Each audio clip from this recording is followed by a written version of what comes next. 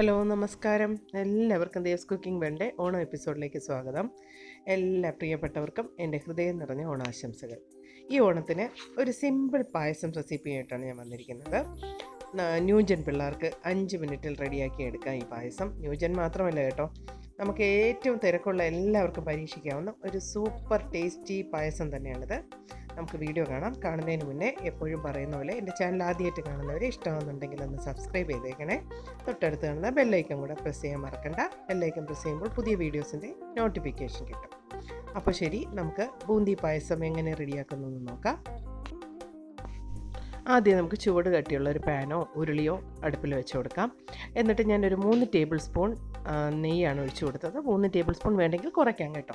ഇനി ആവശ്യത്തിന് കുറച്ച് അണ്ടിപ്പരിപ്പ്, 1 ടേബിൾ സ്പൂൺ അണ്ടിപ്പരിപ്പ്, 1 ടേബിൾ സ്പൂൺ മുന്തിരിങ്ങയും ഇട്ട് കൊടുത്തിട്ടുണ്ട്. ഇത് നന്നായിട്ട് നമുക്കൊന്ന് പായസത്തിന് എങ്ങനെയാണ് എടുക്കുന്നത് അതുപോലെ ഒന്ന് ബ്രൗൺ കളറാക്കി എടുത്ത് മാറ്റാം.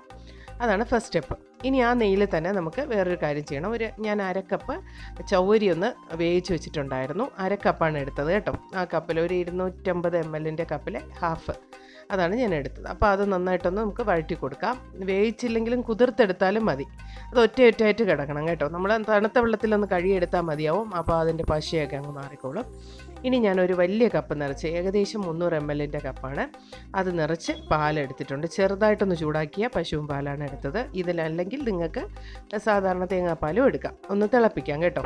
അപ്പോൾ തേങ്ങാപ്പാലാണെങ്കിൽ 2ാം പാലാണ് തിളപ്പിക്കേണ്ടത്. ഇനി ഞാൻ കുറച്ച് പഞ്ചസാര, ഇത് ഒട്ടുമേ ആവശ്യമില്ല, ഞാൻ പിന്നെ ഇട്ടതേ ഉള്ളൂ. പഞ്ചസാര വേണ്ട, കാരണം ഞാൻ അത് ഉണ്ടാക്കുമ്പോൾ നിങ്ങൾക്ക് പറഞ്ഞുതരാം. കാരണം ഞാനിവിടെ കണ്ടൻസ് മിൽക്ക് കൂടെ യൂസ് ചെയ്യുന്നുണ്ട്. ഒരു ഹാഫ് ടിൻ ഒഴിച്ചു കൊടുത്തു. ഇപ്പോൾ കണ്ടൻസ് മിൽക്ക് നിങ്ങൾക്ക് ഇല്ല എങ്കിൽ നിങ്ങൾ വിഷമിക്കേണ്ട. അതിനനുസരിച്ച് നമുക്ക് മധുരം ചേർത്ത് കൊടുക്കാം. പഞ്ചസാര ചേർത്താൽ മതിയാവും. അപ്പോൾ ഇതെല്ലാം കൂടെ ഒന്ന് മിക്സ് ചെയ്തതിന് ശേഷം നമ്മുടെ പ്രധാന ഇൻഗ്രീഡിയൻ്റായ ബൂന്തി എടുത്തിട്ടുണ്ട്. ബൂന്തി ഒരു 200 ഗ്രാമോളം ഞാൻ എടുത്തിട്ടുണ്ട്. അതിൽ കൂടുതലുണ്ട് കേട്ടോ. ഈ ഒരു വലിയ കപ്പ് നിറച്ച് ഞാൻ എടുത്തിട്ടുണ്ട്. ഇത് 4 പേർക്ക് കഴിക്കാവുന്ന ആ ഒരു ക്വാണ്ടിറ്റിയാണ് ഞാൻ എടുത്തിട്ടുള്ളത്. അപ്പോൾ നിങ്ങൾക്ക് കൂടുതൽ വേണമെങ്കിൽ നമുക്ക് കൂടുതൽ ഇട്ടോളാം. അതിനനുസരിച്ച് പാലും കൂട്ടണം കേട്ടോ. ഇനി ഇതെല്ലാം കൂടെ നന്നായിട്ടൊന്ന് മിക്സ് ചെയ്ത് ഒരു 5 മിനിറ്റ് ഒന്ന് വേവിച്ചാൽ മതി. കാരണം ഓൾറെഡി അത് വെന്ത സംഭവം തന്നെയാണ്. ഇനി 1 ടീസ്പൂൺ ഏലക്കാപ്പൊടിയോടെ നമുക്ക് ചേർത്ത് നന്നായിട്ടൊന്ന് മിക്സ് ചെയ്ത് കൊടുക്കാം. ഇപ്പോൾ ബൂന്തി കിട്ടിയില്ലെങ്കിൽ നിങ്ങൾ വിഷമിക്കേണ്ട, നമുക്ക് ലഡു ഉണ്ടെങ്കിൽ അത് പൊടിച്ചിട്ട് കൊടുത്താലും മതി. ഇത് ഞാൻ തന്നെ ഉണ്ടാക്കിയെടുത്ത ബൂന്തി തന്നെയാണ് കേട്ടോ.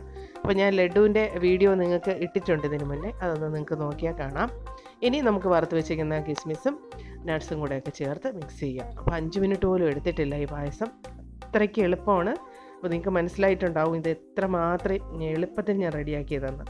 ടേസ്റ്റിൻ്റെ കാര്യത്തിൽ ഒരു രക്ഷയുമില്ല ഫ്രണ്ട്സ്, അത്രയ്ക്ക് ടേസ്റ്റും കൂടെയാണ്.